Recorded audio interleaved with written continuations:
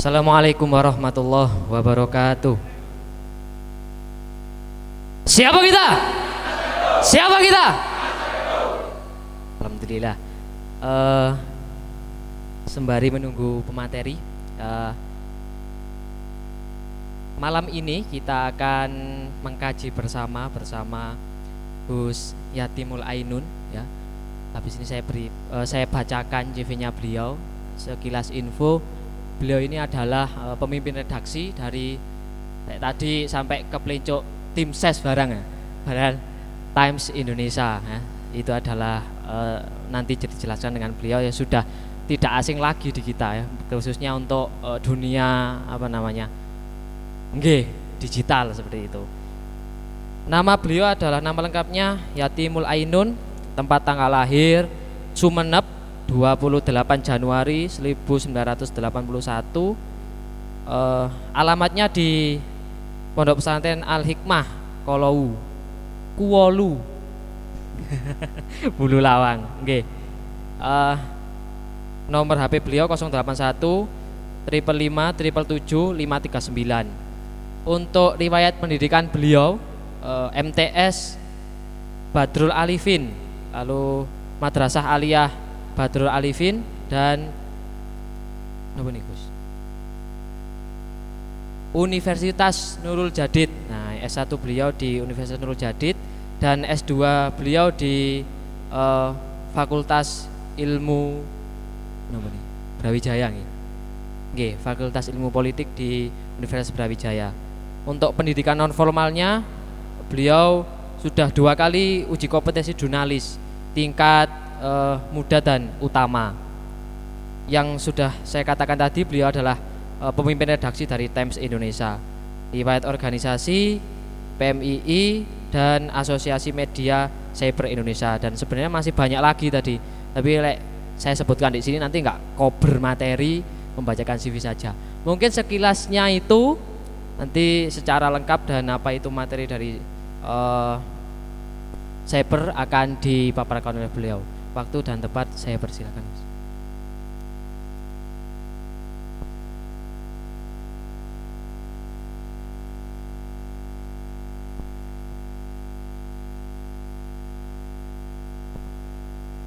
Assalamualaikum warahmatullahi wabarakatuh.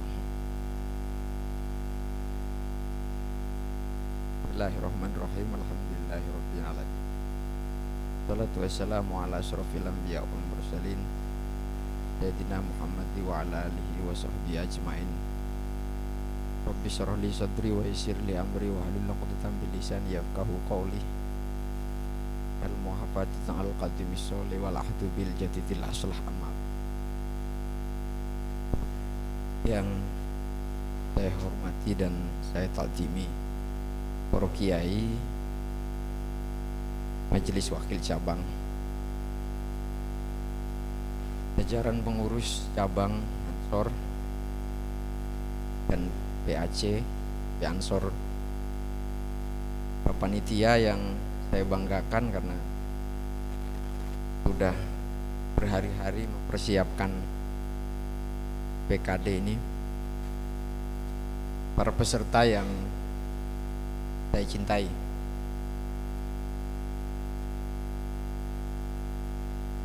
Alhamdulillah saya bisa bertatap muka dengan sahabat-sahabat sekalian di acara resmi ini, bukan pengajian, acara resmi formal organisasi. Nanti biar dioperatori oleh moderator, saya berdiri saja karena ini proses kaderisasi formal.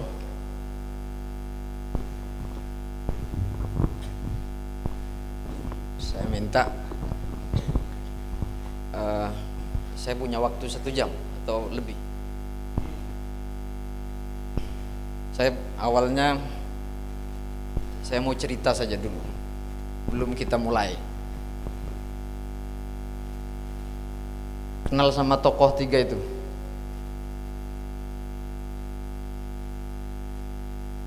Tahu? Ada yang pernah bermimpi sama beliau? Hah? Serius? Nggak ada sama sekali? Jangan bilang nggak ada, belum. Mau nggak? Karena jangan bilang nggak ada, belum. Oke? Saya mau cerita sedikit saja. 3 tahun yang lalu, saya 3 kali ditugasi oleh pengurus cabang Nahdlatul Ulama untuk memimpin kirab Panji, kirab bendera dan Panji Nahdlatul Ulama di 33 kecamatan. Tahun yang kemarin, tahun sebelum pandemi, dan sebelumnya. Tugas yang kedua, tahun yang kedua, setelah kirab di Panji NU, bendera diserahkan oleh Rais Suriah. 2 hari kemudian saya menjalankan tugas bersama sahabat-sahabat untuk kirab. Saya bermimpi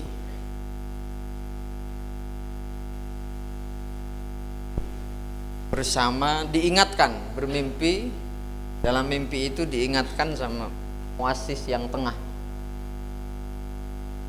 Pada saat itu saya membawa bendera Nahdlatul Ulama dan membawa Panji Nahdlatul Ulama. Dan ini selalu saya sampaikan pada para kiai. Saya diperingatkan oleh beliau, Mbah Hasim, dengan bahasa Jawa, benderamu itu jangan sampai nyentuh tanah. Saya bawa Panji dan bendera Ulama itu. Yang ngantuk 5 menit saja, jangan ngantuk ya. Habis itu entah saya tidak mau mengijazah ini. Lalu beliau itu memerintahkan saya untuk jika membawa bendera itu, bacalah 3 syahadat, dan yang kedua membaca Ya Jabbar Ya Qahar. Kita bareng ya. Kita berdiri.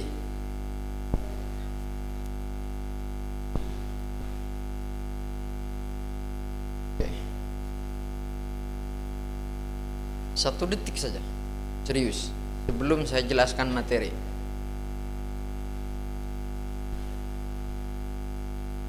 Saya begini karena ini adalah tahapan wajib dalam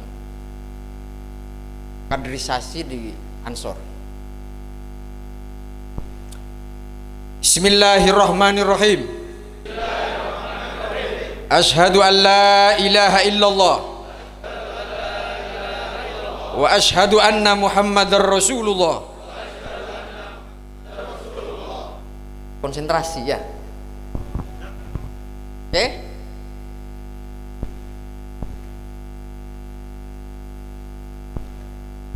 Ulang lagi 3 kali ya. Saya bersumpah demi Allah, saya diberi langsung oleh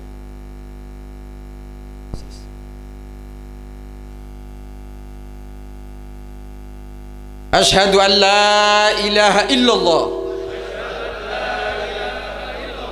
wa asyhadu anna Muhammadar Rasulullah. Asyhadu an la ilaha illallah wa asyhadu anna Muhammadar Rasulullah. Asyhadu an la ilaha illallah wa asyhadu anna Muhammadar Rasulullah. Ya Jabbar Ya Qahar Ya Jabbar Ya Qahar Ya Jabbar, Ya Qahar, Ya Jabbar, Ya Qahar. Silakan duduk.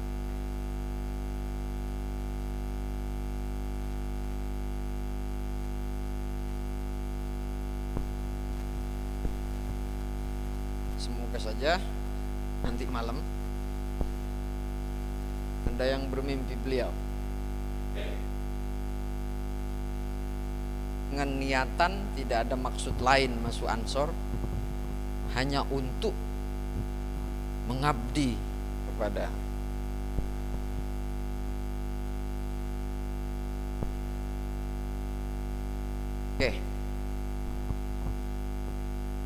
saya agak panjang. Kenapa? Saya di jajaran pengurus cabang GP Ansor sudah komitmen untuk bersama-sama satu periode ini melahirkan kader yang militan berkualitas. Paham gak?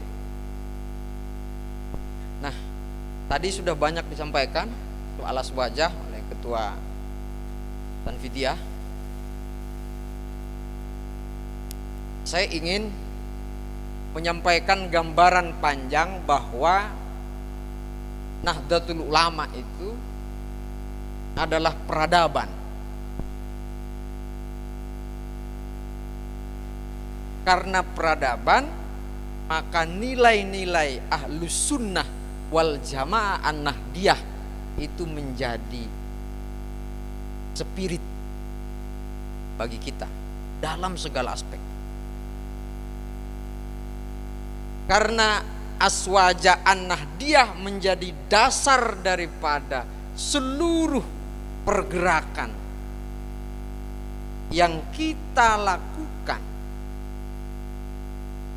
Kontekstualisasinya saat ini adalah kepentingan global. Dalam kepentingan global ada kekuatan yang tidak bisa dibendung. Apa itu digitalisasi?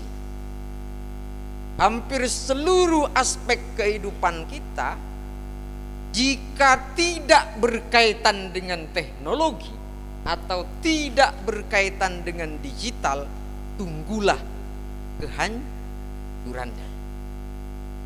Yang bisnis akan bangkrut karena tidak ada yang beli. Seluruh pergulatan ekonomi dan sosial tidak akan dilihat oleh mayoriti masyarakat global jika tidak terkoneksi atau tidak terintegrasi pada proses digitalisasi. Kuncinya di situ. Lalu bagaimana Nahdlatul Ulama secara besar? Jelas orientasinya. Kenapa? Secara tafsiri Nahdlatul Ulama sudah saatnya bukan lagi sebuah organisasi, tetapi sudah menjadi peradaban. Kita masuk ke Ansor. Ansor sebagai regenerasi lanjutan untuk menjadi tokoh di Nahdlatul Ulama, maka prosesnya harus betul-betul dimatangkan sebelum menjadi pengurus Nahdlatul. Karena kita itu pintu masuk awal, maka kualitas Nahdlatul Ulama berada pada organisasi kepemudaannya.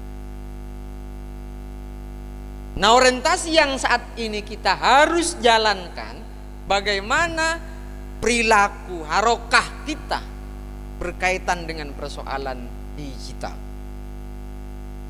Itu yang berat. Contoh, sampaikan. Saat ini tidak nyampe 50% alumni pesantren layak dan menjadi tontonan di dunia digital atau di media sosial. Kenapa?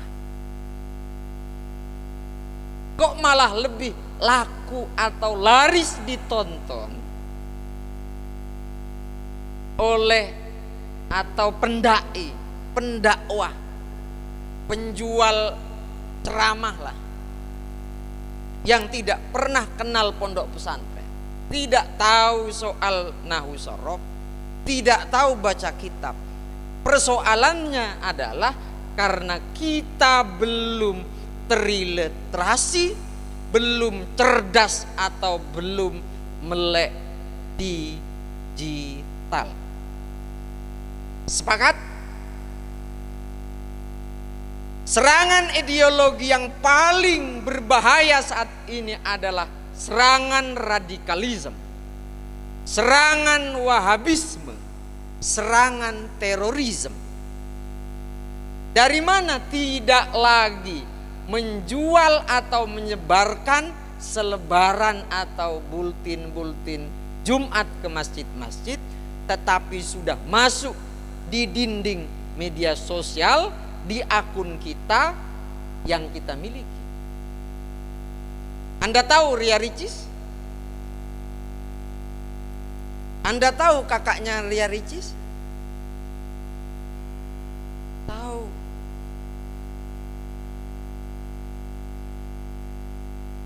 Tapi belum tahu Anda kalau pesantren ini banyak melahirkan para ilmuwan. Anda rujukannya malah Ustadz Abdus. Baru-baru ini dan beberapa tahun ini, dengan bangganya kita di media sosial, di dunia digital, punya Gus Ba, punya Gus Mua. Sepakat? Ke depan kita harus seleksi, ke depan kita harus cerdas. Siapa yang layak menjadi rujukan di sektor pola kehidupan, pola keislaman kita di Indonesia. Caranya bagaimana? Kita harus cerdas persoalan literasi digital. Kita mulai. Lanjut. Literasi digital, cybercrime. Ini saat ini yang menjadi senjata. Saya 2 Panglima TNI, saya kenal. Saya pernah berdiskusi langsung selama 1 jam, 2 jam. Jenderal Hadi, Jenderal Gatot Nurmantio. Diskusi sama Pak Gatot, diskusi persoalan ketahanan informasi nasional. Salah satunya adalah ketahanan informasi ideologi. Dengan Jenderal Hadi berbicara persoalan terorisme yang saat ini sudah menyerang melalui dunia digital.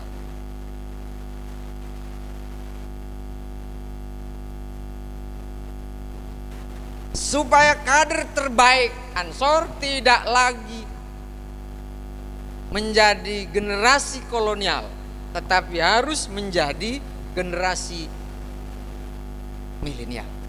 Bagaimana caranya? Harus masuk Ansor. Ansor harus siap memfasilitasi itu dan memenuhi kebutuhan itu.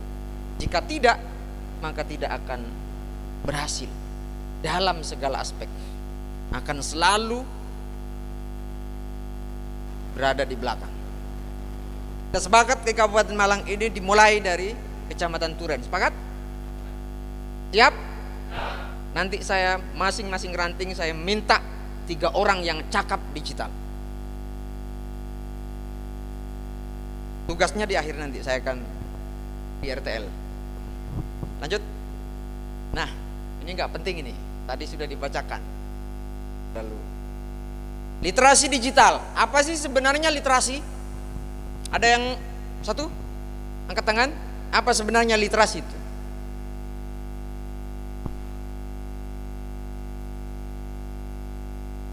Ada yang tahu? Bis materi ini wajib tahu. Lanjut. Apa itu literasi digital? Lanjut. Supaya kita tidak dibohongi terus menerus, supaya kita tidak hanya menjadi penonton. Anda tahu, nanti saya sebutin di situ. YouTuber yang penghasilannya 1 bulan di atas 5 miliar, tahu? Dari NU? Kagak ada dari NU. Kenapa? Jawabannya ada di kita masing-masing. NU hanya menjadi penonton, tidak menjadi pemain. Saat ini harus jadi pemain. Makanya kalau mau subscribe, pilih-pilih dong. Kalau mau nonton, pilih-pilih. Jangan asal ditonton. Punya Ansor sendiri, followernya sedikit, kadernya ribuan. Nah, ini ada yang trouble. Ke depan kita akan rapikan itu. Yang dimaksud dengan literasi itu adalah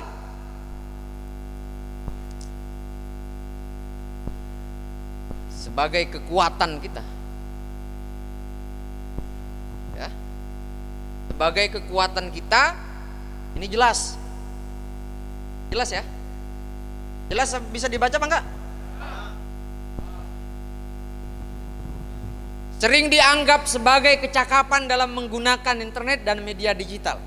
Hanya kecakapan doang, lain enggak, kecakapan saja. Nah, nyatanya seperti apa? Literasi digital merupakan sebuah konsep dan praktek yang bukan sekedar menitik beratkan pada kecakapan untuk menguasai teknologi. Sahabat-sahabat, paketan setiap bulan berapa?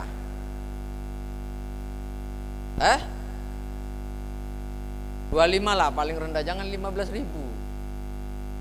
Mesti sukanya ini cari kopi, belinya 2.000, wifi-nya gratis.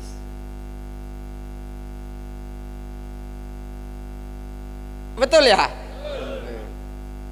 Gak bisa beli paketan 25.000 atau 15.000, kalau loadingnya lama marah-marah. Oh, ini gimana sinyalnya ini? Padahal paketannya 15.000. Itu kan sama dengan guyonan naik becak minta selamat. Nah, oke. Sehingga karena hanya anggapannya sebagai untuk menguasai teknologi, nah, seorang pengguna yang memiliki kecakapan literasi digital yang bagus tidak hanya mampu mengoperasikan alat, melainkan juga mampu bermedia digital dengan penuh tanggung jawab. Ini arahnya kepada apa?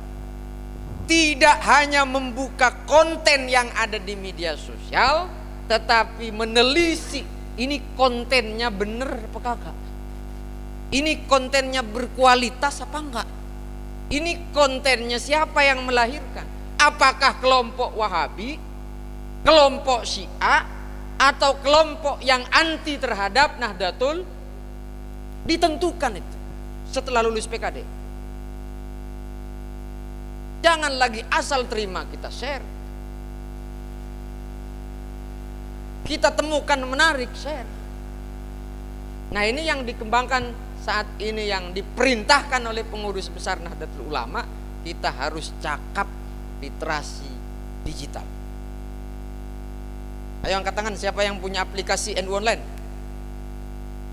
di HP-nya. 1, 2, 3, 4, 6, 7, 8, 10 lah. Dari 160 berapa ya peserta? Hanya 10 orang, Pak. Padahal jika kita download NU Online, tahlilan ada, istighosah ada, dalil apapun juga ada. dan juga menguntungkan. Kenapa? Saat ini tidak hanya saya menyumbang 10.000, saya puas menyumbang kepada Nahdlatul Ulama, tetapi klik subscribe YouTube-nya Nahdlatul Ulama, YouTube-nya Turen, YouTube-nya Ansor, itu berarti kita sudah tidak hanya duit, Pak. Nalar kita jalan. Oke, sepakat? Paham? Oke. Lanjut. Nah, ini ada beberapa jenis literasi digital yang perlu saya sampaikan. Soal apa? Soal keterampilan kognitif yang menggunakan visi untuk berpikir. Kenapa saya harus punya akun di Facebook? Kenapa saya punya akun di Twitter? Kenapa saya harus punya YouTube? Kenapa saya harus punya Instagram? Logika ini clear dulu. Clearnya seperti apa? Konten apa yang harus saya share? Konten apa yang harus saya keluarkan? Kenapa? Nanti saya minta ke panitia, nanti evaluasinya, yang belum punya akun Instagram banyak kali, Pak. Yang belum punya Facebook, mana mau nyerang apa yang diusir dari Malang itu, Haikal Hasan, Pak. Kalau Instagram aja gak punya, YouTube saya Facebook aja gak punya, sementara mereka itu nyerang terhadap Ansor, nyerang kepada NU melalui dunia. Nyambung kakak? Lanjut. Oke. Yang selanjutnya soal produksi literasi. Kemampuan untuk mengedit kembali materi baru yang sudah sebelumnya, yang sudah ada sebelumnya. Contoh, ratusan aplikasi ya di YouTube, di Play Store. Bagaimana cara mengedit video supaya bagus? Tinggal pilih itu di Play Store. Tidak lagi, Pak, saya ngedit video harus ke kantor dulu pakai laptop. Nah, sementara wahaboy,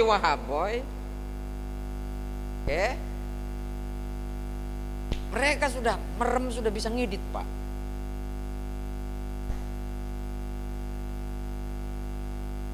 Nah, salah satunya nanti 5 tahun atau 10 tahun ke depan, kitab-kitab secara fisik itu sudah jarang orang baca begitu. Kenapa? Karena sudah di aplikasi sudah banyak, yang PDF sudah banyak. Lalu bagaimana? Apakah ini ancaman? Tetapi karena ini kontekstual, peradaban dunia, peradaban global, situasi dan kondisi sudah tidak lagi menjadi kondisi sama seperti kondisi kolonial, maka harus dipelajari. Kenapa? Jelas arahan yang selalu disampaikan oleh Kiai Haji Abdurrahman Wahid, al-muhafadatu 'alal qadimi sholeh wal ahdu bil jadidil aslah. Pertahankan pola baru, budaya baru, lama yang baik, dan mengambillah pola baru yang lebih baik. Jelas. Kitab apakah akan dibuang? Kagak dibuang. Sekarang nyatanya, Pak, mahasiswa di Malang itu sudah tidak lagi belanja ke Gramedia, sudah tidak lagi belanja ke toko buku yang murah-murah. Kenapa? Sudah ada di Mbah Google sebagai Tuhan kedua dalam tanda kutip. Apapun ada. Coba Anda cari tutorial membuat bom, banyak, Pak. Tutorial menjadi kader Ansor terbaik, banyak. Berarti yang buat adalah kader terbaik Ansor. Materi baiat Ansor PKD banyak. Oke, kita melek ya. Selanjutnya, kemampuan untuk menavigasi informasi yang ditampilkan secara bebas. Saya sudah menyampaikan dimanapun bahwa di era digital saat ini, terutama kader terbaik Ansor harus punya 3 kecakapan dalam dirinya. Apa yang pertama? Pertama adalah kreativitas. Yang kedua adalah inovasi. Yang ketiga, kader Ansor ke depan harus mampu menjadi inspirator.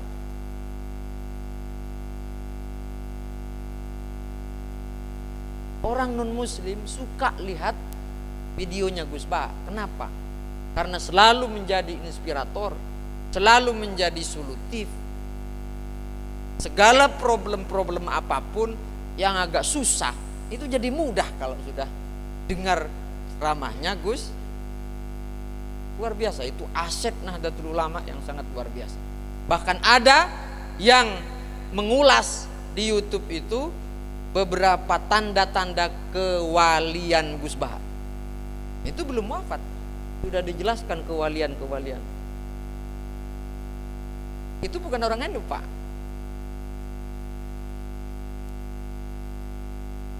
Nah, posisi kita nanti di mana? Kemampuan untuk menemukan dan memberikan penilaian terhadap informasi yang berbasis website dan efektif. Cetak sudah ampun-ampun, Pak. Tidak ada lagi yang beli koran, tidak ada lagi yang beli majalah. Saya saat menjabat sebagai ketua LTN, saya buat tabloid. Edisi perdana, modal 10 juta, hasilnya 20 juta. Cetakan kedua tidak lagi, Pak. Dari hasil 20 juta menyusut jadi 10 juta. Cetak lagi yang ketiga, sahabat-sahabat, tidak hasil lagi. Kenapa? Karena tidak dijual. Majalahnya atau tabloidnya mangkir di kantor MWC, mangkir di ketua MWC, mangkir di ketua ranting. Tidak terjual. Jawabannya sederhana, tidak ada yang mau beli kalau cetak. Siapa kita?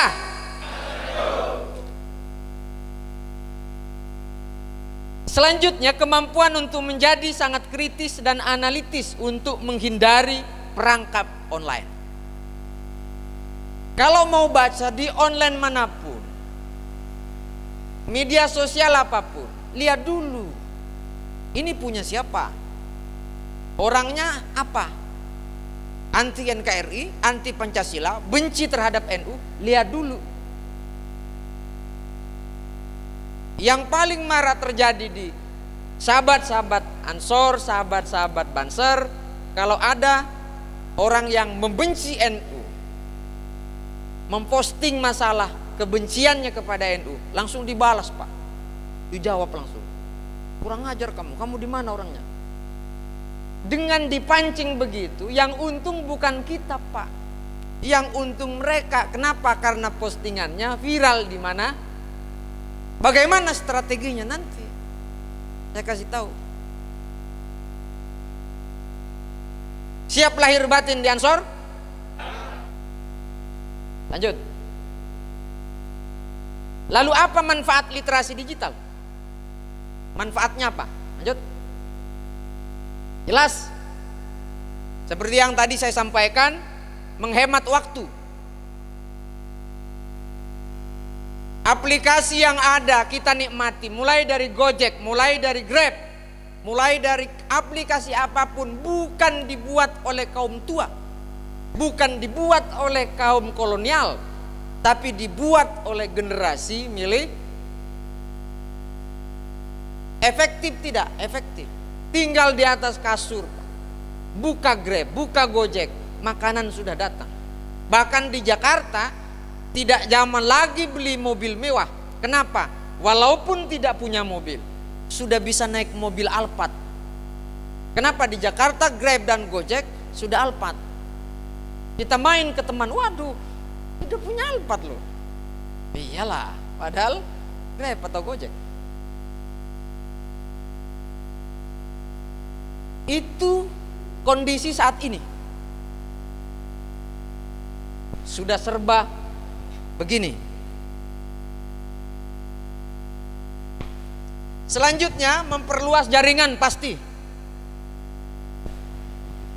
Ansor berjejaring seluruh Indonesia, bahkan di luar negeri. Maka tunjukkan kalau kita adalah organisasi yang berjejaring. Nambah teman baru, hemat biaya jelas. Katanya beliaunya tadi, buat apa Pak beli paketan mahal-mahal 15.000 sudah lancar. Oh berarti ahli IT, nggak apa-apa, top. Kawan yang lain, sahabat yang lain bisa diajari. Paketnya sedikit tapi lancar. Bagaimana caranya? Itu di luar inilah. Ajari nggak bener namanya. Selanjutnya adalah memperoleh informasi terkini dengan cepat. Jelas.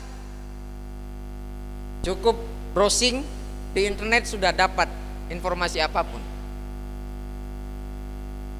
Memperkaya keterampilan pasti. Saat ini anak-anak milenial itu sudah tidak lagi. Bayangkan saja. Ngerti Ainun Najib yang disebut oleh Presiden Jokowi di pengukuhan atau pelantikan pengurus besar Nahdlatul Ulama. Namanya Ainun Najib. Sama-sama Ainunnya dengan saya, cuma Najibnya kagak. Semoga nasibnya sama. Bilang amin, Re. Kenapa? Tahu nggak gajinya Mas Ainun sekarang di Singapura itu? 160 juta per bulan.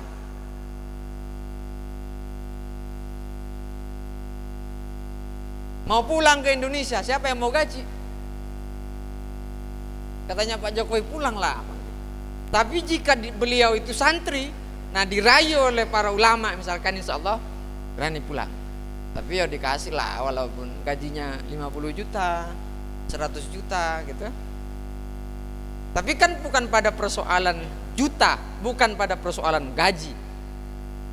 Tapi kalau beliau punya karya, karena yang punya kawal pemilu, Covid dan lain sebagainya beliau juga yang buat. Kecil itu, santri itu, orang Gresik, Mas Ainun Najib. Ramah lingkungan jelas. Kenapa? Karena hutan tidak ditebang. Saat ini hutan sudah pada ditebang semua. Kenapa? Karena kertas ini semuanya dari kayu. Maka solusi digital ini sangat efektif, ramah lingkungan, memperhemat kertas dengan menggunakan buku elektronik. Muhammadiyah, sekarang sekolah-sekolah Muhammadiyah sudah merancang bagaimana siswanya tidak lagi membawa buku ke kelas, tapi membawa iPad. Seluruh mata pelajaran sudah ada di iPad, sudah ada di tab. Kita bagaimana? Maka kalau kader-kader Ansor banyak yang menjadi programmer, pembuat aplikasi, luar biasa kan? Nah ini kita mulai jaring, kita mulai tata. Lanjut, banyak kali nih. Bagaimana penerapan literasi digital? Lanjut. Nah, dalam penerapan literasi digital kita dapat memanfaatkan platform yang ada seperti website, podcast, YouTube, Facebook, Instagram, dan lain sebagainya. Secara sederhana dapat dilakukan pemetaan ringan tentang bagaimana membangun hingga mengelola literasi digital. Saya berharap ketua ranting nanti buat akun medsosnya. Oke? Siap? Ada 17 ranting kan? Nah, buatlah akun satu, buatlah Instagram satu.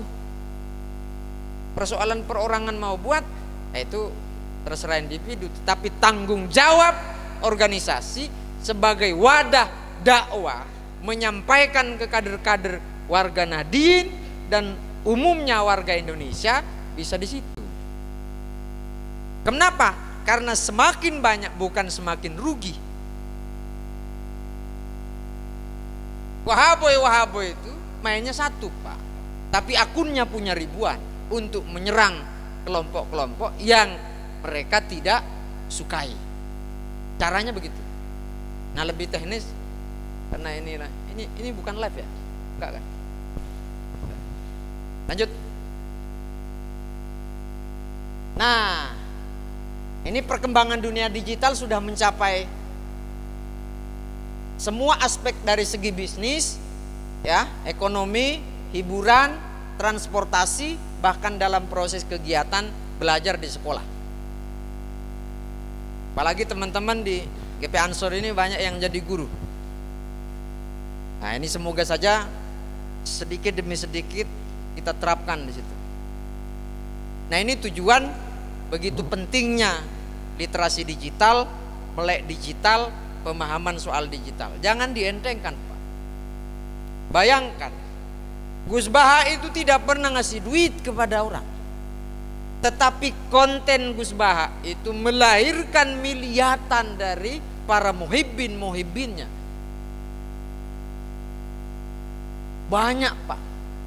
Banyak sahabat-sahabat yang gara-gara kontennya Gus Baha 1 bulan bisa ratusan juta, bisa puluhan juta, bahkan bisa 1 miliar.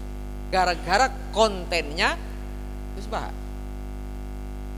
Walaupun Gus Baha tidak pernah minta itu. Itu sudah ditegaskan sama beliau.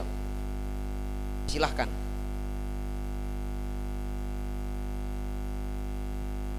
Ini kalau orang lain yang memanfaatkan,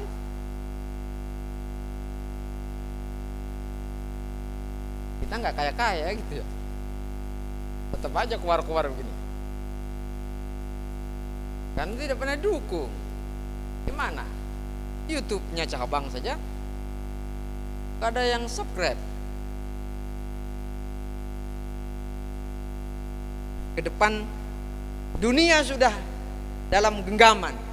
Nasib ke depan kita tergantung pada 2 jempol kita. Kita mau berprestasi apa kata jempol kita, kita mau terjerumus apa kata jempol kita. Kenapa kok begitu? Banyak orang yang viral, banyak orang yang terkenal, bahkan artis sekalipun karena 2 jempol masuk tahanan juga karena jempol. Kalau jempolnya ini diikat, Pak, nggak mungkin ini yang main.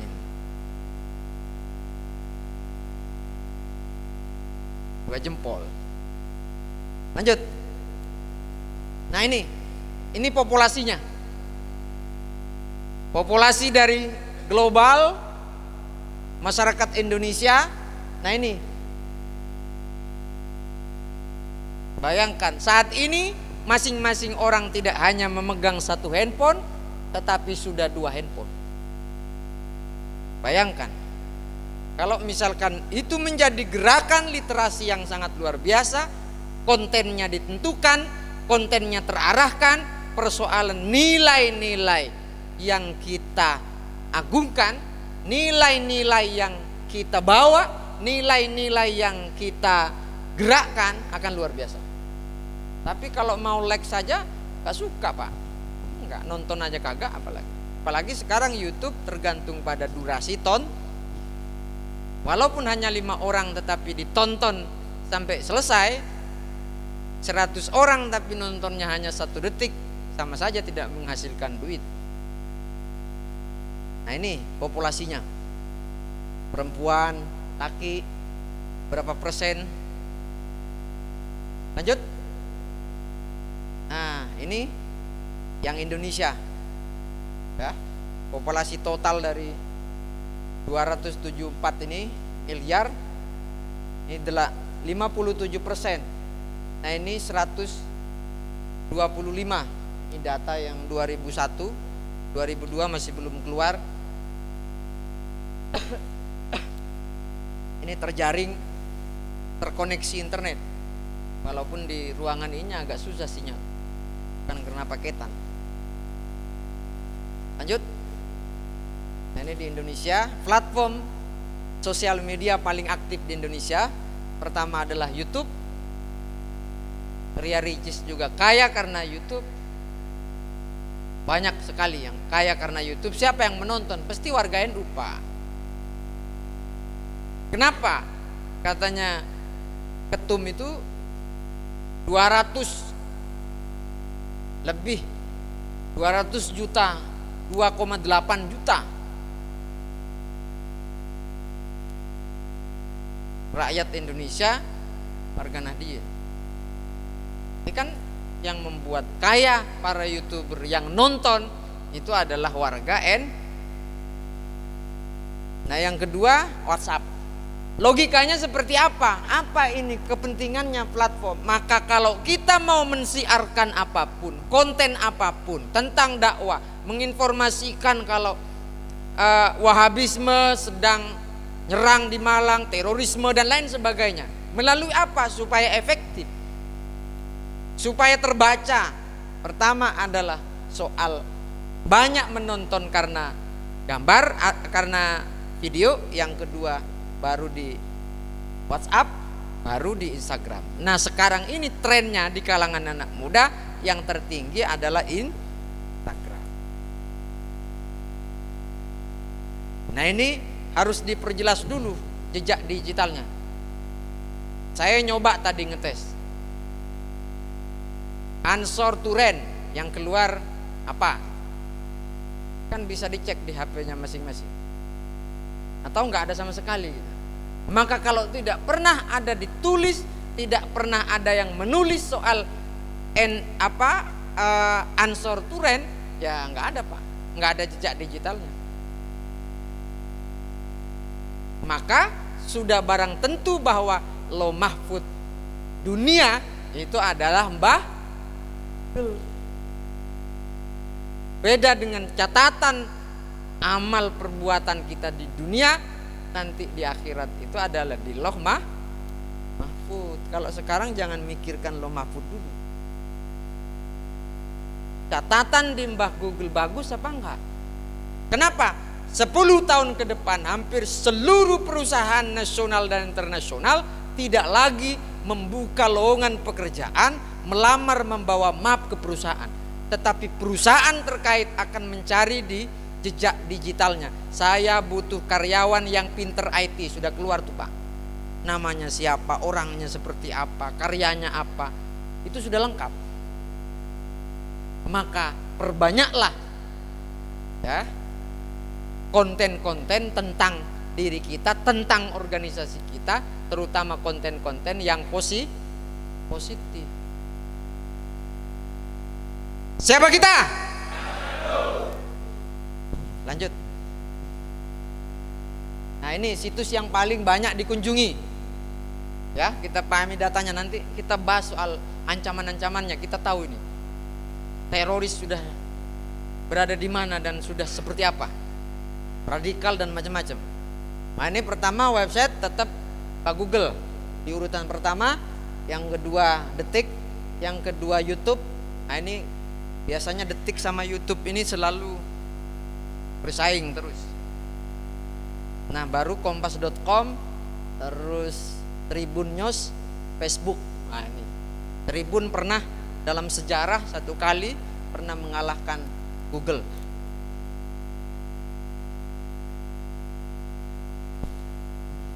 Saya 2 kali diundang ke Google Indonesia di Jakarta karena saya di ketua di Asosiasi Media Cyber. Banyak diskusi soal apa kuncinya. Katanya Mbah Google cuma satu. Kuncinya jika ingin mendapatkan duit dari Google, istiqomah. Oh, ternyata NU banget prinsipnya. Iya, serius. Istiqomah jawabannya. Konsisten. Katanya orang NU istiqomah. Sekarang buat konten, besok kagak lagi. Terus 1 minggu sekali, kadang 1 hari kalau ada. Menurut Google apa? Itu adalah orang yang tidak serius. Komitmennya bisa dilihat di situ. Habis PKD misalkan 1 minggu aktif, habis itu kagak aktif lagi. Nah itu sudah dibenci oleh Google.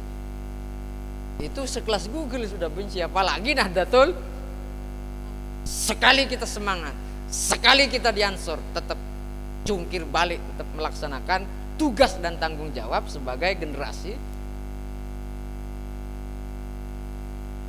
Yap. Sepakat? Lanjut. Nah ini yang sering dicari nih. Contoh, saya kalau ke Turen, misalkan saya orang Jakarta nih, saya kalau ke Turen cari apa? Hah? Saat ini ada 3 yang sering dicari. Kalau ente ke Jakarta, ya, saya ke Turen misalkan cari kuliner khas Turen, wisata di Turen.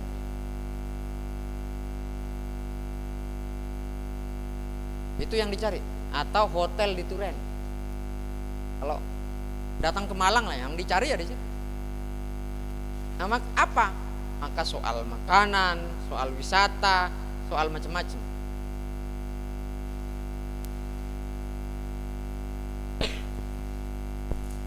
Nih persoalan transit. Yang pertama kali, kenapa bahasa Inggrisnya ansor? Cari, tanya ke Mbak Google.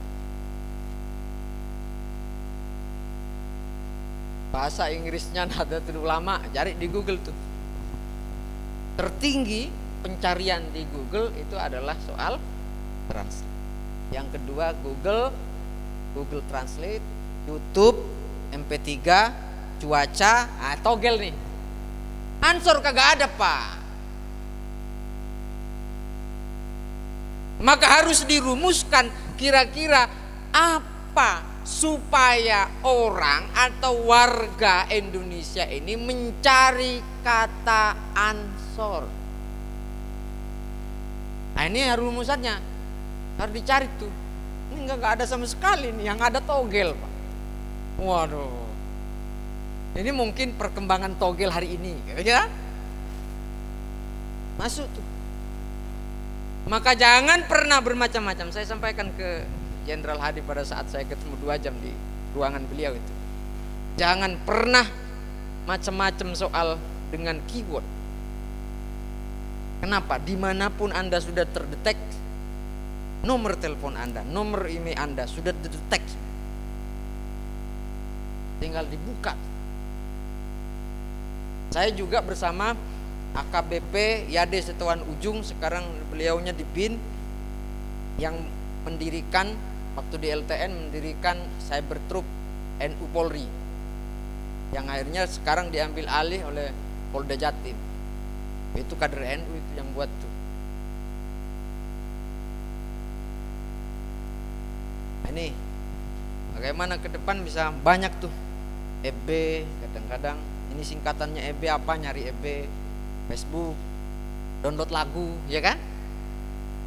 Di Google itu di pencarian download lagu terbaru, lagu Sidan terbaru. Ini nggak masuk. Lagu Yalal Waton nggak masuk. Nggak pernah nyari, Pak. Ketemunya sudah share-sharean. Carilah di Google sambil tidur. Ansor Turen. Besok lagi ansor Turen. Lumayan 2. Karena terdetek itu. Jadi kalau ada jejaringnya nanti ada cyber yang punya server yang top itu Mabes Polri sama TNI yang menemukan deteksinya sekarang pencarian teroris, tapi itu belinya di Jerman. Oke, kita serius dulu. Lanjut. Nah, mengapa harus menyiapkan kaderisasi cyber? Nah, ini sudah ansor itu. Seperti yang panjang tadi saya sampaikan, maka diputuskan oleh PW Ansor Jawa Timur begitu pentingnya menyiapkan kaderisasi cyber. Apakah semuanya, Pak? Tidak semua. Kalaupun sudah kolonial, jangan maksa jadi milenial. Saya tidak tahu buat Facebook, Pak. Sudah, tak apa-apa.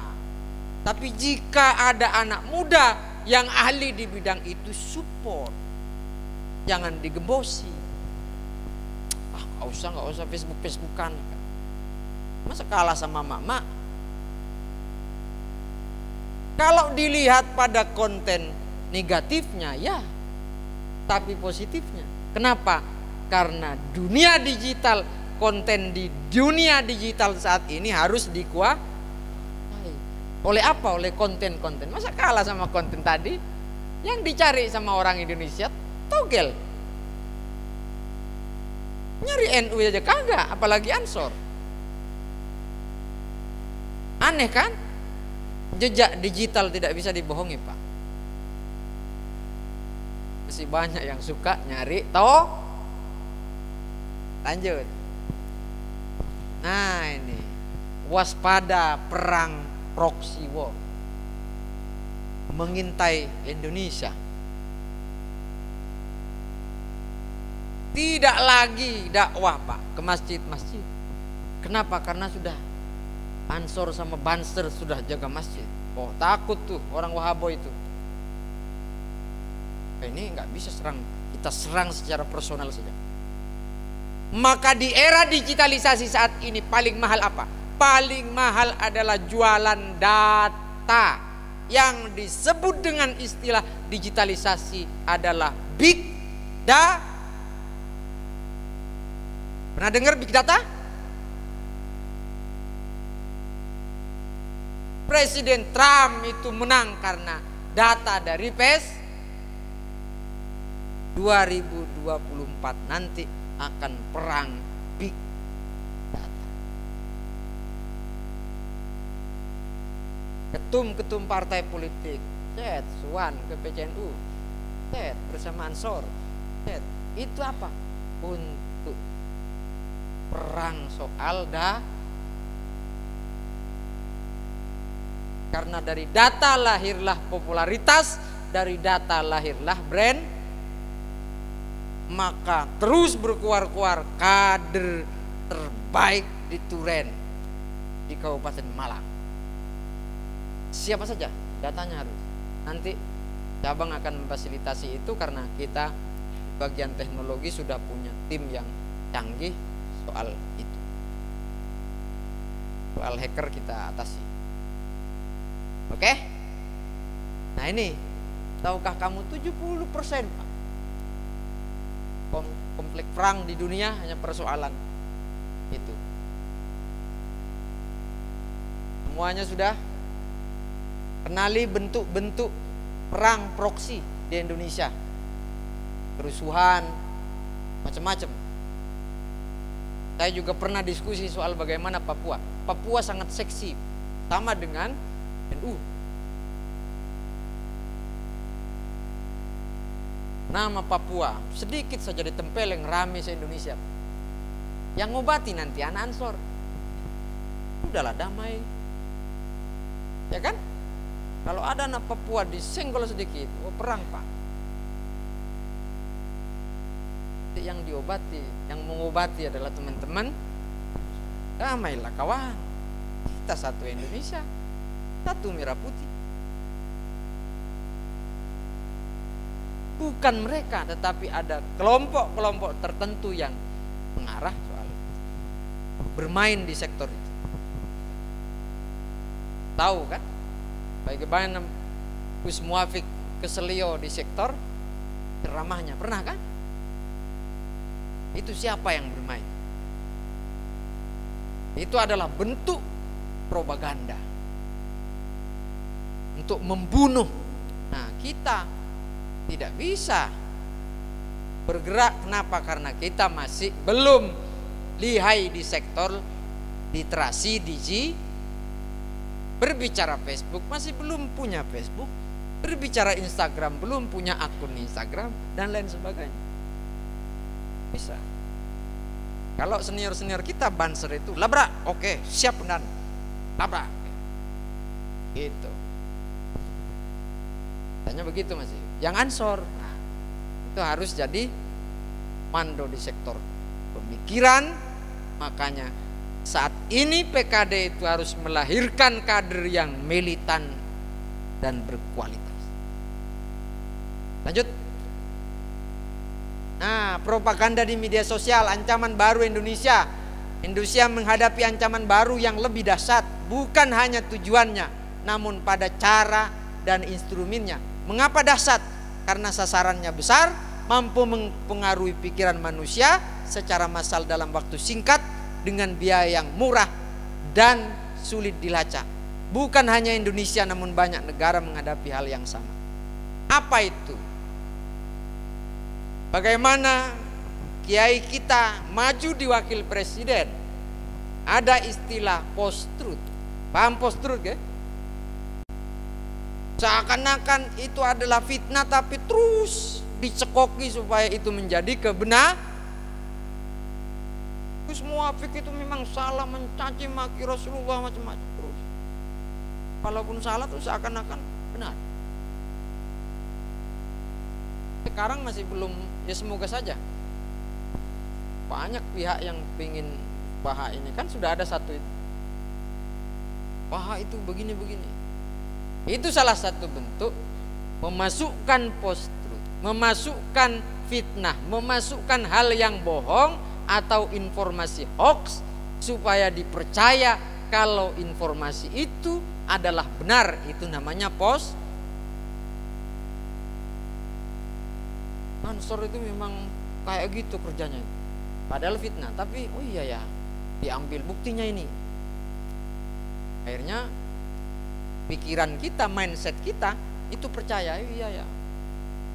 Ini sekarang eranya era post-truth begitu. Di 2024 nantinya kita akan banyak bekerja menangani persoalan post-truth. Sekarang sudah nampak, ya kan? Sekarang yang muncul apa?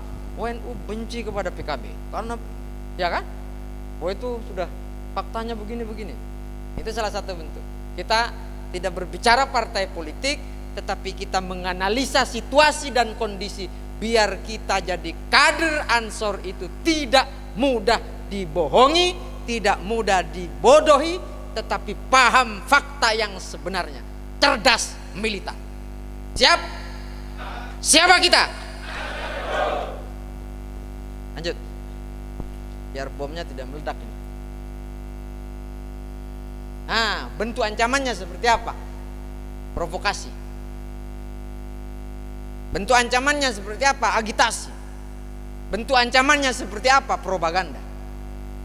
Agitasi itu hasutan kepada orang banyak. NU itu mesti kalau pemilu itu pelin-pelan, tidak jelas dukungan. Faktanya begini, diungkap itu 5 tahun yang lalu, sebar, provokasi, pasti. Buktinya apa? Yang muktamar sejarah Pak, kantor pengurus besar Nahdlatul Ulama itu di demo gara-gara persoalan muktamar. Siapa itu? Nah itu ada di sini. Masuk yang mana? Propaganda. Sebuah upaya disengaja dan sistematis untuk membentuk persepsi, memanipulasi alam pikiran atau kognisi dan mempengaruhi langsung perilaku agar memberikan respon sesuai yang dikehendaki pelaku propaganda. Ini sekarang sudah dimulai. Para buzzer-buzzer sekarang sudah berkelompok untuk membangun kekuatan menyambut. Lanjut. Nah, teori dasar propaganda ini jelas teorinya. Lanjut. Nah, pergeseran wahana propaganda perlu dipahami sahabat-sahabat sekalian. Media konvensional, media cetak, media elektronik saat ini sudah bergeser ke media baru, platform baru, internet dunia maya, media online, media sosial. Pergeserannya sudah begitu. Nah, maka karakteristik dunia maya beroperasi secara virtual. Dunia cyber selalu berubah dengan cepat. Dunia maya tidak mengenal batas-batas teritorial. Orang yang hidup dalam dunia maya tersebut dapat melakukan aktivitas tanpa harus menunjukkan identitasnya. Banyak sekarang pelaku-pelaku penyebar hoax tidak ketemu. Banyak tindakan-tindakan atau ujaran-ujaran kebencian yang dilakukan oleh para buzzer-buzzer yang tidak bisa tembus. Saya punya teman, kerjanya security system di Traveloka. Gajinya 1 bulan itu 60. Itu hanya 60 juta Pak, untuk mengamankan sistem supaya tidak cepat error. Aplikasi-aplikasi Gojek itu di atas 50 Pak gajinya. Itu kerjanya hanya di rumah, ngawasi saja. Satpam Maya lah, polisi, itu paling rendah itu. Begitu. Nah, lanjut.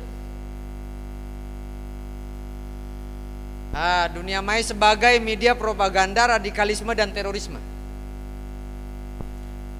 Nyambung seperti yang tadi saya sampaikan, saya butuh kader terbaik yang paham soal IT ke depan. NU di Kabupaten Malang, Ansor di Kabupaten Malang sudah tidak pusing lagi bagaimana mendeteksi rumah ini terinfeksi teroris, rumah ini dipengaruhi oleh Wahaboy, rumah ini dikuasai oleh kelompok radikal dan lain sebagainya. Kenapa? Karena Ansor sudah punya mata-mata di masing ranting, sudah punya intelijen di masing-masing ranting yang siap bekerja sesuai dengan keinginan. Bagaimana mendeteksi? Ini yang paling susah Pak. Saya adalah orang yang di SK oleh PCNU mengurusi soal rumah yang viral, sempat viral, yang orang tuanya diserahkan ke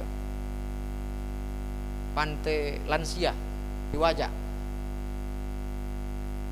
Saya tahu betul siapa pemiliknya, saya tahu betul siapa yang menupang dananya dan dari mana dananya, gerakannya seperti apa. Saya punya datanya, udah masuk Ustaz. Tugi Nur teriak-teriak di Musari sama di Lawang. Kita teks nanti. Nah, mobilisasi radikalisme pendukungnya jelas melatih teroris, latih Pak. Kita hanya di PKD ini, di Klatsar nanti, ampun-ampun. Supaya lihai ini, merekrut anggota, mengatur tindakan teror, menyebarkan pesan teror. Melalui apa? Tidak melalui. Yang paling aman, yang dijalankan, yang menjadi media kelompok-kelompok radikal itu adalah Telegram. Karena kalau yang lain sudah terdetek, tapi kalau Telegram masih security-nya masih top, berbicara apapun di situ masih tidak bisa disadap. KPK juga tidak bisa. Alat yang KPK tidak bisa juga. Nah, itu kalau WA mah ketahuan lah ente. Oke, lanjut. Nah, bentuk-bentuk saluran hoax ini jelas ya. Tulisan, gambar sekarang. Bagaimana Gus Dur dulu, gambarnya Gus Dur bersama perempuan ini, perempuan ini. Itu karena gambar. Tulisan apalagi saat ini. Mantan Ketum PBNU Said Agil Siraj bagaimana dikatakan sebagai kelompok Wahabi, Syiah dan macam-macam, banyak sekali. Itu gempuran itu. Anehnya lagi bukan hanya orang luar tetapi orang NU ada yang beberapa mempercayai. Akhirnya teriak-teriak melalui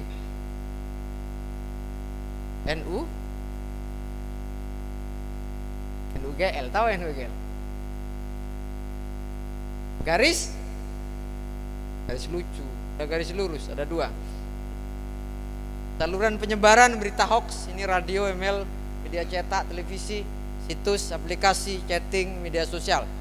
Sumbernya dari sini harus kita pahami. Bagaimana kita men-tracking mereka-mereka itu. Kenapa? konsepnya satu. Jangan pernah kita berpikir orang lain tidak tahu. Karena kalau kita berpikir orang lain tidak tahu, kita akan mudah dikalahkan oleh orang. Berpikirlah orang lain sudah tahu. Artinya apa? Harus membedakan mana strategi, mana kampanye, mana rahasia, mana yang harus disampaikan. Lanjut. Nah, jenis-jenis hoax yang sering diterima, jelas persoalan sosial politik 91%. Sara, ini soal kesehatan di musim pandemi ini. Wah, kalau minum air degan bisa menyembuhkan, menolak COVID, macam-macam. Makanan dan minuman, penipuan keuangan, iptek, berita duka. Kadang-kadang ya kan berita duka itu banyak lah. Ini meninggal padahal masih ketawa-ketawa, orangnya sudah dikabarkan meninggal. Candaan, bencana alam, lalu lintas. Ini beberapa. Yang paling tinggi apa? Supaya apa? Supaya kita lebih waspada. Ini soal politik. Bukan tidak diolah. Salah satu ketua PCNU di Jawa Timur dipanggil oleh PBNU karena kampanye politik. Wah, itu sudah ada yang ngolah itu. Banyak lah kepentingan begitu. Lanjut. Nah, supaya tidak mudah terprovokasi, tidak mudah, harus terdetek dulu secara real dan nyata. Siapa kita? Siapa kita? Tangannya sudah nggak ngangkat, Pak. Udah ketahuan. Saya kita. Nah, ini udah.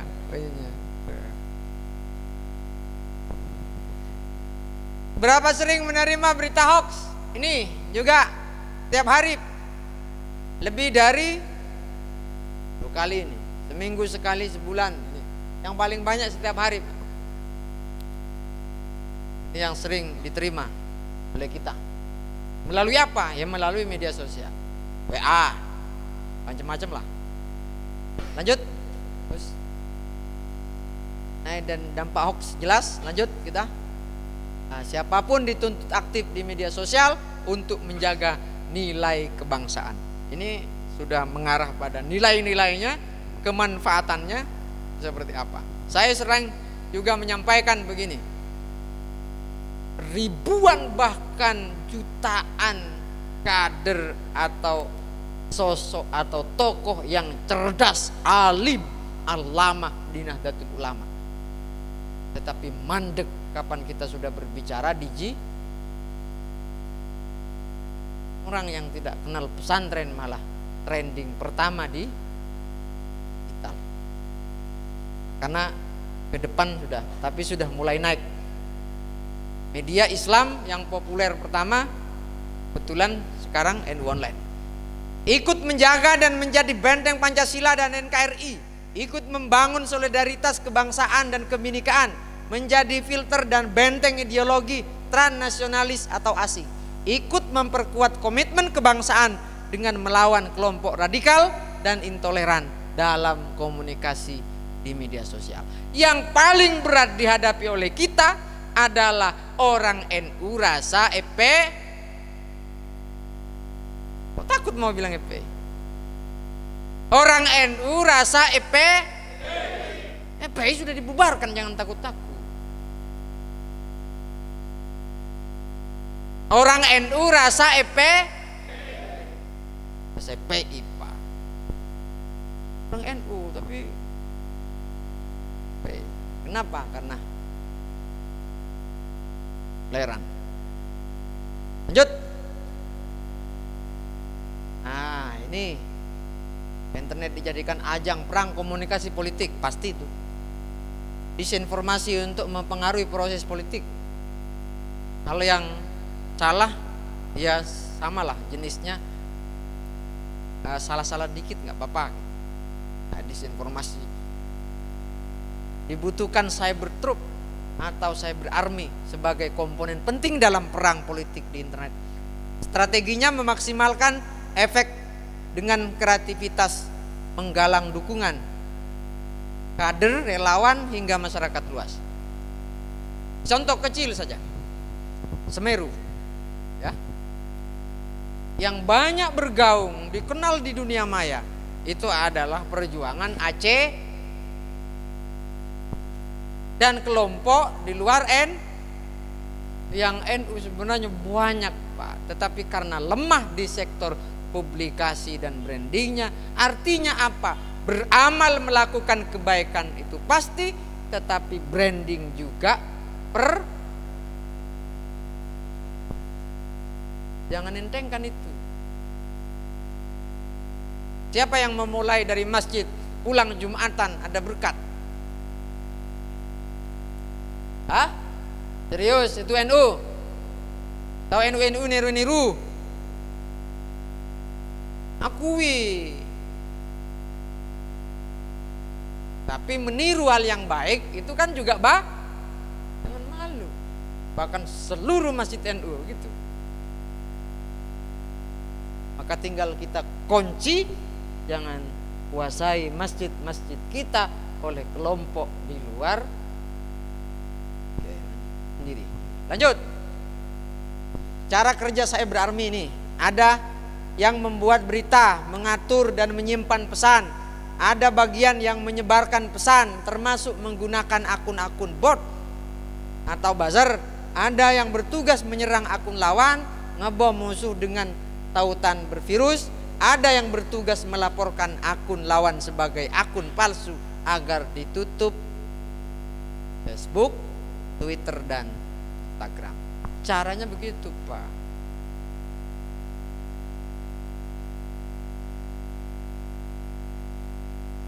Banyak.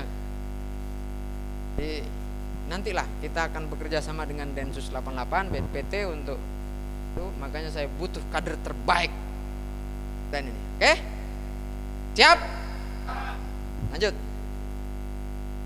Ada yang menganggap perang komunikasi adalah jihad. Yang berperang begitu. Lanjut. Nah, menemukan fenomena disinformasi. Oke, lanjut. Nah, buzzer ini dan influencer pakai ini. Kalau kita punya kader sebanyak kayak gini kan nggak usah buzzer dan influencer, gratis. Klik berarti Anda beramal. Lanjut. Lanjut. Ini lalu lanjut terus. Teroris terus lanjut. Take hoax politik Pilpres berhasil, lanjut. Gak usah mengawang-awang. Kayaknya tadi siapa begini sudah. Aduh, sudah kayak terong masa itu. Lanjut. Seberapa siap Ansor menyongsong era digital? Lanjut. Tapi begini, revolusi industri, oke? Ini yang penting, logikanya kita bisa dipahami. Transformasi dari tenaga manusia ke tenaga mesin. Ini manufaktur dalam skala yang besar, pabrik, komputerisasi dan otomatisasi, kecerdasan dan internet optik. Dalam diri kita itu sudah bagaimana polanya seperti ini sekarang. Ini harus juga sampai ke kader terbaik Ansor. Lanjut. Dari revolusi industri, ini revolusi NU ini. Oke, lanjut. Tahun 1926 kelahiran NU. 55 partai NU. 84 kembali ke Hitoh. Sekarang menyongsong era digital. Dilihat kita sederhana, pusingnya minta ampun.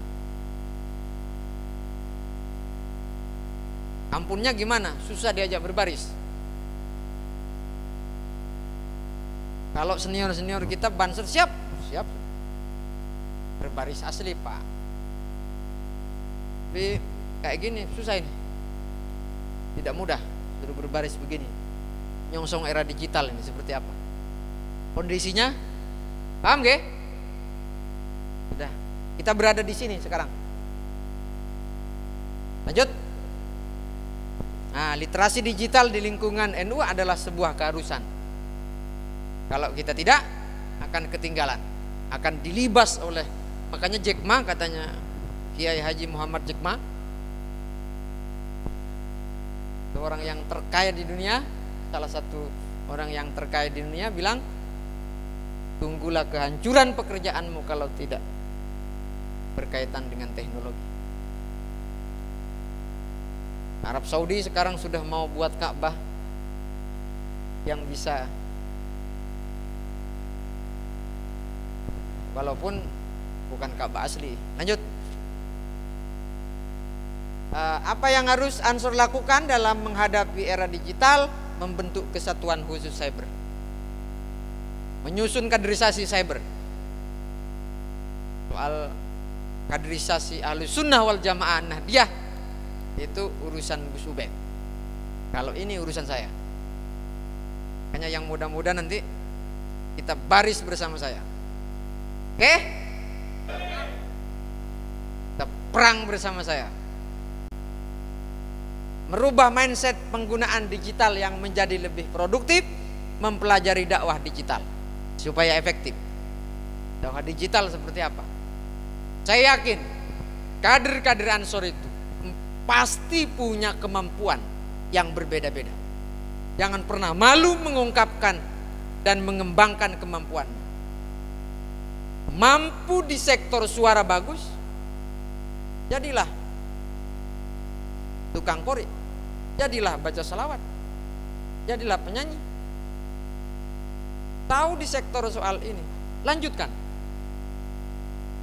Nah, itu yang penting, harus dieksplorasi dengan baik. Bagaimana caranya? Nah, itu yang harus dipelajari. Lanjut. Nah, kader cyber Ansor. Terus, nah, karakteristik yang harus dimiliki tim cyber ini mempunyai jiwa intelijen. Harus. Namanya intelijen kan tidak usah keluar-keluar, Pak. Bukan intelijen kalau sudah diketahui orang. Mempunyai jiwa pendokumentasi lengkap. Minimal dibuat status lah, saya lagi ikut PKD. Begitu. Tapi kontennya juga jangan hanya selfie doang, mal mengajak apa atau apa. Konten begitu penting. Dan itu sudah terdetek, jejak digitalnya mesti akan ketemu. Kalau Anda upload, saya cari di Mbah Google PKD di Ansor Duren, ketemu. Oh, ada fotonya, ada ininya. Nah, jejaknya di situ. Harus pinter-pinter punya jiwa pendokumentasian. Yang selanjutnya mempunyai jiwa buzzer. Buzzer bukan hal yang negatif. Kalau yang negatif tinggal punya berapa duit, ada buzzer. Sudah, saya kan. Tapi bukan di situ. Kader-kader Ansor yang begitu banyak ini, bagaimana menjadi penyambung lidah rakyat, menjadi penyambung Nahdlatul Ulama, menjadi penyambung Ansor. Lanjut.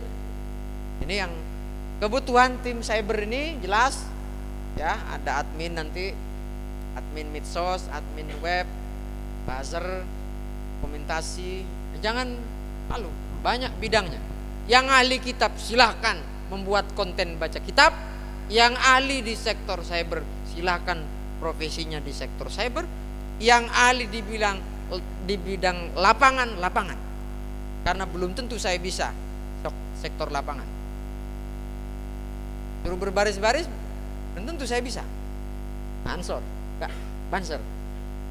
Kita harus belajar ke beliau-beliaunya dan lain sebagainya. Lanjut. Nah, ini yang sudah dibuat cyber Jawa Timur yang harus dijalankan di masing-masing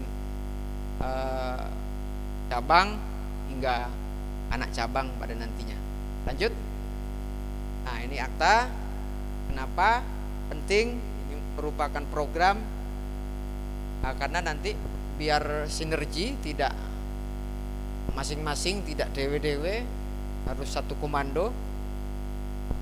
Karena di Ansor begitu, program pengkaderan untuk membangun dan memperkuat basis pengetahuan dan keterampilan yang akan menopang pilihan gerak kader Ansor Jawa Timur dalam bidang cyber untuk masa sekarang dan masa yang akan datang. Istilah ngaji cyber, bagaimana dan lain sebagainya. Lanjut. Ini tujuannya mampu mengembangkan kualitas kemampuan. Ini jelas ya. Lanjut. Jenisnya begini, kita tindak lanjutnya nanti di masing-masing ranting supaya kita menyatu dan satu alur, satu komando di sektor dakwah digital, perang digital, melawan siapapun yang coba memusuhi dan merobohkan atau menghancurkan NU. Ya kita harus berani berada di garda terdepan. Lanjut. Ini gerakan cyber Ansor Jatim jelas. Lanjut. Beberapa ini yang sudah dilakukan oleh Ansor Jatim. Nah ini belum banyak di cabang-cabang yang melakukan ini, tapi kalau kita melakukan hingga ke level ranting akan luar biasa. Biar kita malu Pak. Lebih banyak togel ya kan? Tidak ada Ansor, tidak ada NU. Itu real. Ini buzzer-buzzer lah kita. Ketipu kan? Tipu lah, dikasih foto cewek cantik langsung di suka. Dan tidak ngantuk. Cewek-cewek ini kok apa menang lagi ngapain? Wah ini. Oke, cerdas ya. Oke, buzzer lah. Lanjut. Udah mulai dingin, pakai jilbab. Tahu fotonya siapa? Tangan kita. Lanjut.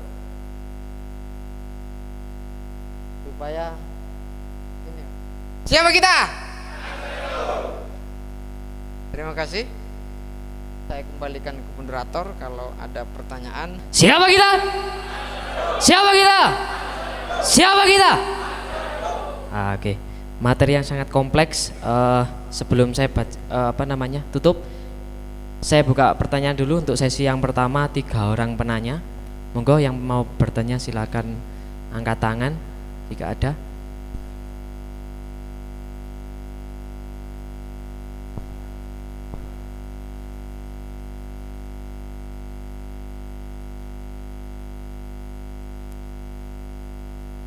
Monggo, dipersilahkan kalau ada yang ingin bertanya atau mengungkapkan pendapat juga boleh.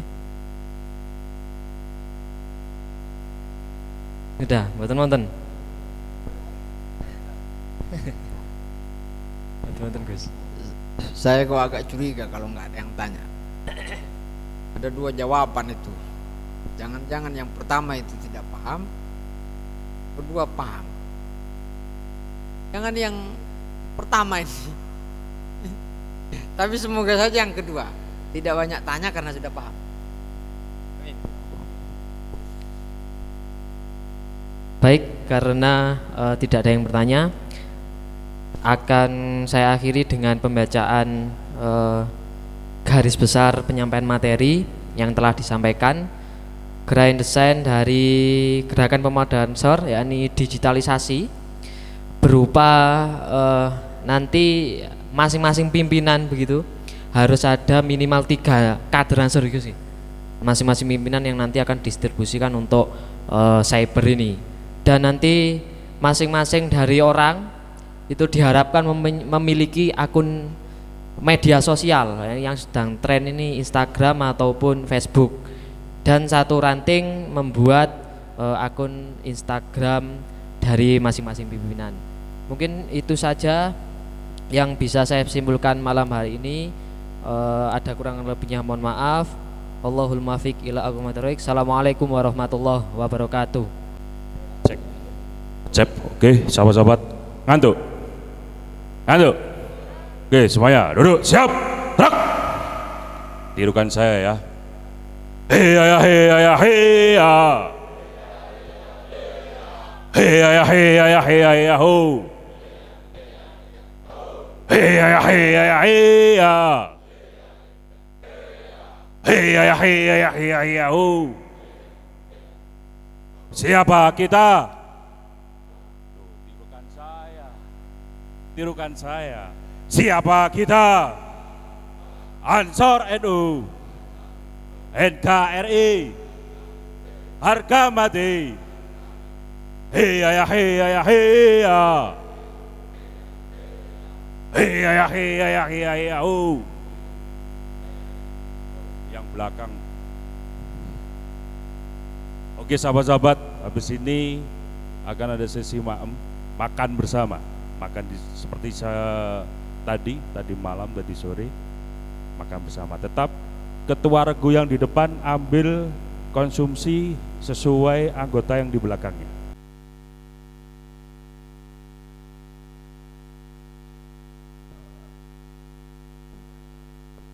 Pak Sarip.